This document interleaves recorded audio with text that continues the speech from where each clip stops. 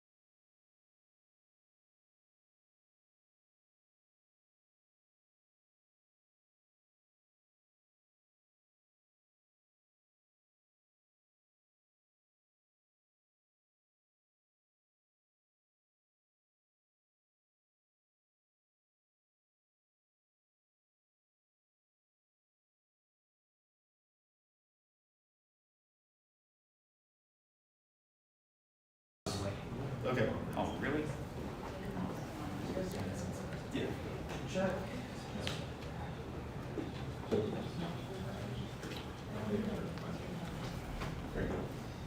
Are you all mic checked and ready? Yeah. All right, get started then. Good morning. Thank you for coming here this morning. We are at day 30, the midpoint of this legislative session. Day 30, but what do we have to show for it? Nothing. We have a do-nothing legislature currently. Do-nothing bills, one after the other, infringing on your constitutional rights, worried about what's going on in your bedroom, attacking your privacy rights, parental rights, social issue bills that do nothing but divide West Virginia. But nobody's more divided than the current GOP.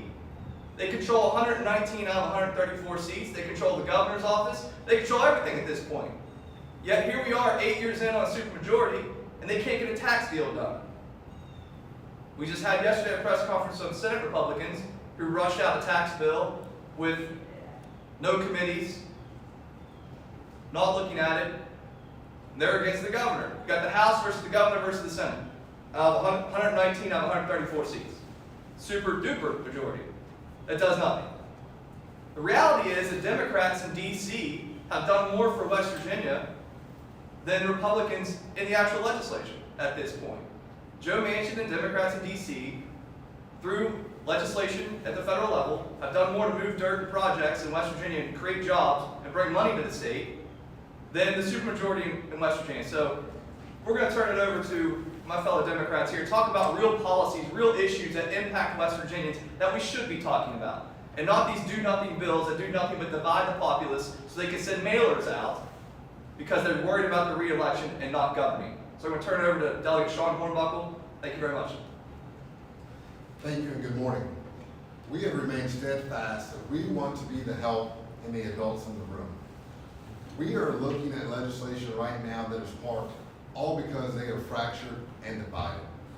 One piece that I really want to talk about is education. We need more support in our state. And we have House Bill 2003 that is sitting right there. It is aimed to reduce class sizes, to be able to put assistant teachers in our classrooms, to be able to provide help with mathematics and literacy. That is what we need to be focusing on. Senate Bill 127. When we go back to our districts, everybody complains about DHHR. It needs restructuring. We have a solution sitting right there. And House Bill 2006, PEIA. It has been one of the biggest downfalls of our state. And again, we have solutions sitting right there, and we need action on them. And finally, but not least, is the Democrat tax plan. Our Democrat tax plan is going to help everybody. It is going to help the car dealership owner. It's going to help the mechanic, the salesman, the manager, and the little white-haired lady that's buying a car on fixed income. Theirs, it only helps the car dealership owner. And so we are demanding action to work with us now.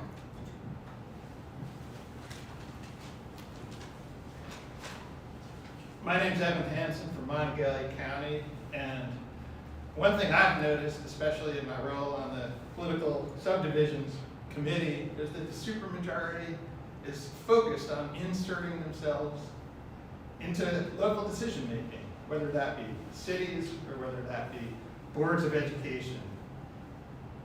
They're taking efforts, they're passing bills, moving bills along to insert Charleston politicians into decisions that should be left to the local level. And I'll give you a few examples of that. In terms of cities, a bill is moving that would take away a funding stream that's used to fund local police departments. Republicans are literally trying to defund our local police with House Bill 2576. Another example, something that's important to people in the city of Morgantown, is a bill that's moving forward to make it easy to overturn non-discrimination ordinances that have been passed by numerous communities across the state. And like I said, it's not just sticking their noses into the business of cities, it's also local school boards. There's the critical race theory bill, Senate Bill 130, that if it passes, it's going to make it difficult to teach truthful, accurate American history, including the good and the bad, including parts of history that might make some people uncomfortable. And this supermajority seems to have a fixation on bills related to people's private parts. And it goes even further than that. There's a book ban bill that the Senate has introduced. And it goes so far as to ban not just books related to people's genitalia, but the pubic area of any animal. They're actually pushing bills related to genitalia of animals. So what happened to the party of small government? What happened to trusting the people of West Virginia and allowing cities and school boards to make decisions for the benefit and to be held accountable by their people? So next up is Delegate Kayla Young. Good morning, everyone. Happy day 30. I want to talk about our legislature and what we've been doing and what we haven't been doing. We often hear that we have super duper majority. The Republicans have a super duper majority, both in the House and the Senate, but we just want to ask the people of West Virginia, is your life super? Has it gotten better? We've sent over tax plans to get rid of income tax for over 70% of West Virginians, and yesterday House Republicans got up and said that all they've done is get rid of the pop tax. I don't think that's enough. My colleagues don't think that's enough. We've got proposals that ban child marriage, and that's something we can't seem to get across the line. It's wild to me that children of any age can be married off in this state. We're not doing anything to protect the children of West Virginia, but we have proposals to do that. We have proposals that offer workers protections and teachers protections and better pay for our correction officers and our school service personnel who need it and everyone. We have bills that expand mental health resources and access to clean water, but those bills don't see the light of day. So we're out here working for the people of West Virginia while everyone else is pushing red meat social issues. So we're trying out here. I want to hand it over to our minority leader, Doug Scaff. Thank you, Delegate Kayla Young. I'm Doug Scaff here from Kanawha County, and the bottom line is this, and I'll sum it up. It's about priorities and lack of. The bottom line is we stood here 30 days, and it's simple as this. What have we done for public education? We're more focused about putting guns in classroom than teachers in classrooms. We're more focused on rolling back our city regulations and ordinances than helping them grow and expand. We're more focused on bigger government that agrees with the supermajority rather than small government that knows their people the best. We're more focused about what you're doing on your private time than we care about. What message are we sending the rest of the world? We focus so much on giving out all these tax breaks and incentives to attract people and make West Virginia welcoming to all, but yet what we're doing up here and the priorities we're focusing on and these social divisive issues are doing the opposite. You can't tell me that not one Fortune 500 company doesn't have in their mission statement that we are non-discriminating, we're opening and welcoming to all, but we are doing the opposite up here. They are doing the opposite up here. So the bottom line here is, what have we done? Ask, what have we done to help West Virginians and what have we done to hurt? What people say have consequences. Our next generation of leaders, our young West Virginians, are continuing to leave this state in droves because of the actions and lack of that we're doing here this past 30 days. It's embarrassing. What have we done to fix our roads, public education, mental health in this state, PEIA, foster care, help our counties in need with the ARPA funds that were supposed to be designated to help them get back on their feet? What have we done to help our seniors? What have we done to put more teachers in the classroom, not guns? How many people was out there on the campaign trail said, we're gonna put more guns in the classroom, not teachers? And what have we done to support in-home services to all our seniors on fixed income? Nothing. We've all introduced bills that are sitting in committee right now. So I'm asking and calling upon our supermajority to let's do something. Let's give back to all West Virginians. Let's quit fighting about whose tax plan is better and give meaningful help, support, and lasting impact to all West Virginians so they can live, work, raise their families, so they can succeed, raise their families, and be wild, wonderful, and free in West Virginia. At this time, I'd like to open it up for questions. I want to ask about the tax plan. Despite their kind of kumbaya message yesterday between the governor and the Senate leadership, they're still miles apart.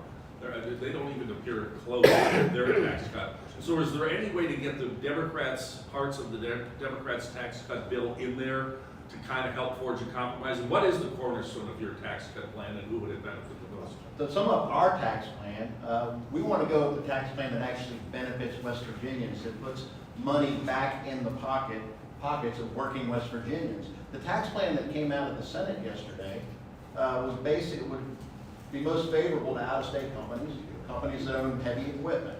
It was, and Amendment 2 failed, quite honestly. It failed, and it failed big. I think that their tax plan really ignores the will of the voters, and it's just an end around on the fact that Amendment 2 failed, and it's a backdoor way of giving tax breaks to large out-of-state companies. If we're going to do meaningful tax relief, we want to go to the people who really need it, working West Virginians. Randy Yohe with West Virginia Public Broadcasting. What are a couple of bills or issues that affect the average people in West Virginia and the small businesses that House Democrats and Republicans agree on? Those bring up, right? What's the question? Agree on? Yeah, what do you agree on? Oh. Anything? I'll be at, go ahead, John. John just got here already. Yeah, thank you. Thanks, Randy. Certainly there are big policy differences where we're trying to complete heavy lifts, but there are some things we agree on. We had a bill passed yesterday that's sponsored by one of our members that deals with economic development, opening up recreation to allow people to drink alcohol outside at fairs and festivals. So certainly on issues like that, there is some agreement. But when you talk about these heavier lifts, we had an amendment yesterday to give a child tax credit to every child in the state of West Virginia. It would have cost some money, but what is the cost? What is the real price of providing relief to families?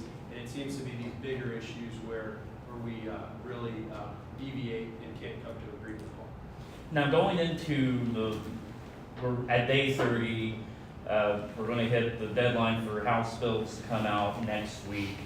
Obviously early on with the supermajorities, they have a real opportunity to push legislation through relatively quickly and can kind of run you all over. But as we get closer, and especially since even the supermajorities on both sides don't really agree with each other, and there's not that many bills that have passed early on compared to the previous years.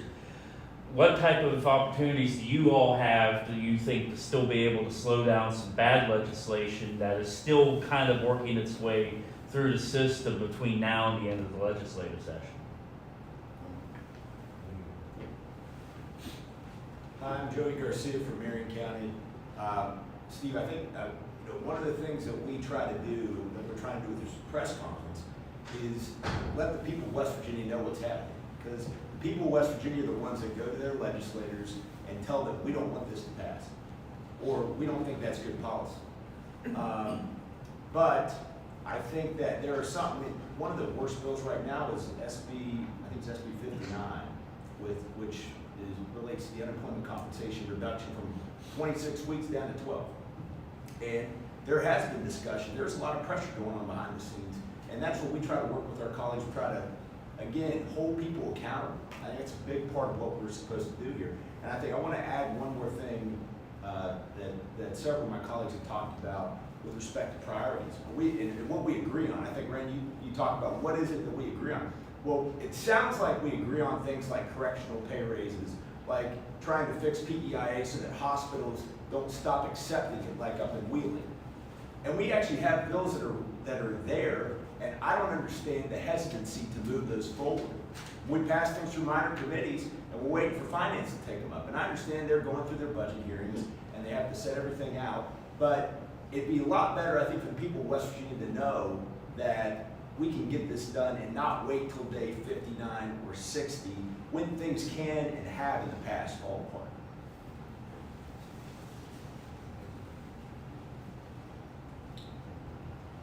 I just want to thank everybody for coming, and once again, enough is enough. We're here, it's day 30, we're hoping that something gets done. We have 30 days left to do meaningful legislation to help all West Virginians. So thank you much for your time, and hope I'm not here again in 15 days on the night before the last day of crossover saying there's still bills sitting there that would have had the biggest impact for all West Virginians. Thank you very much.